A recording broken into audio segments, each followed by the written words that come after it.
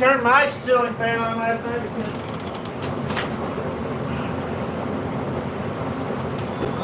like I got both my fans on and it's still warm in here.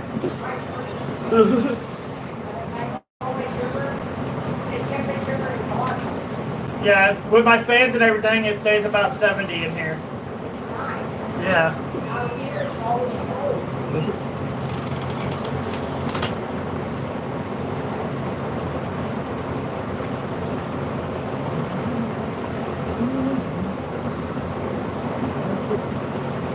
That record. I'm gonna get the record. I'm gonna get the record.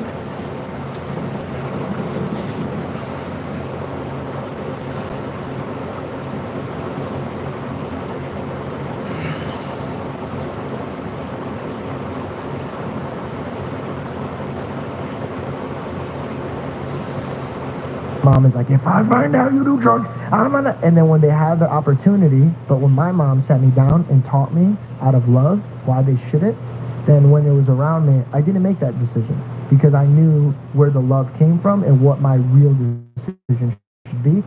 And the decision was in my hand. So there was no ego or pride being like, it's not my mom's. Or, but what I'm saying is, I just want to be at least one person. I know you do a great job. I know Mikey's doing a great job. Mikey's great. I just want to be at least on the other side of what they're looking at one person smiling at them and saying, I love you. Of course. And I want to listen to you. And I want, by the way, you have a big platform. There will be a woman that sees this that's contemplating an abortion. Yeah, and I pray that she doesn't. And I hope she takes a pause. And I'm going to be very honest with you. The next 9 months will be hard.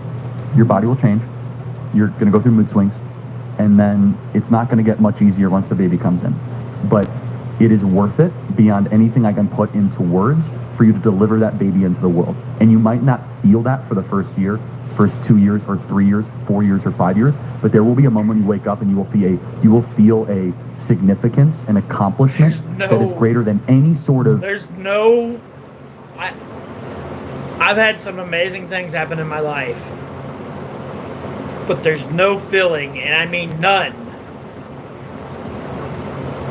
like the feeling that when they put your kid in your arms and you hold your kid for the first time. There's no feeling like that, like none. Like that is the most amazing feeling you'll ever feel in your whole life. You're holding your kid's life in your hand, and that's your kid. My 2 kids, when they were born, that was the most amazing feeling when I got to hold both of them for the first time.